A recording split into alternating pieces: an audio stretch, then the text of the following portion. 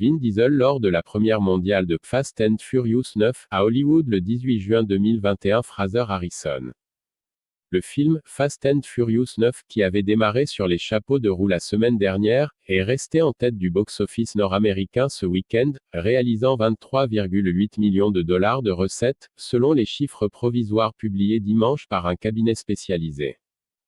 Cette somme, qui correspond aux 3 premiers jours du week-end prolongé de la fête nationale américaine, est en forte baisse par rapport aux 70 millions de dollars accumulés le week-end dernier, d'après les estimations de Exhibitor Relations.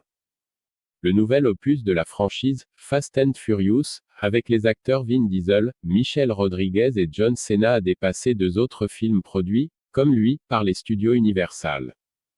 Baby Boss 2, une affaire de famille, est arrivé en deuxième place, avec 17,3 millions de dollars. Ce film d'animation, qui fait suite au carton Baby Boss, sorti il y a 4 ans, raconte l'histoire d'un bébé patron qui ne laisse personne indifférent, avec les voix d'Alec Baldwin, Eva Longoria, Lisa Kudrow, Jimmy Kimmel et Jeff Goldblum. La 3e position est revenue au film d'horreur American Nightmare 5, Sans Limite, 5e et dernier épisode de la saga American Nightmare. Le film notamment porté par Ana de la Reguera et Tenoch Huerta, a engrangé 12,8 millions de dollars. Il se déroule dans un futur dystopique où tous les crimes, y compris les meurtres, sont légalisés un jour par an.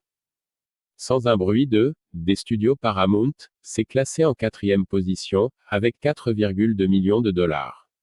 C'est la première fois que ce film d'horreur réalisé par John Krasinski sort du top 2, depuis sa sortie il y a 6 semaines. Il est suivi par la comédie Hitman et Bodyguard 2, avec Ryan Reynolds, Samuel Jackson et Salma Hayek, qui a réalisé 3 millions de dollars de recettes. Alors qu'Hollywood se remet à peine de la pandémie dévastatrice de Covid-19, les studios n'ont pas encore sorti leur panoplie complète des blockbusters de l'été.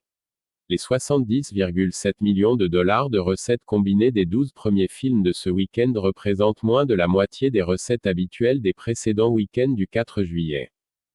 Parmi les 10 meilleurs scores, on retrouve également Cruella, 2,6 millions de dollars. Pierre Lapin 2, 2,3 millions de dollars. Conjuring 3, Sous l'emprise du diable, 1,3 million de dollars. D'où l'on vient, 1,3 million de dollars. Zola, 1,2 million de dollars.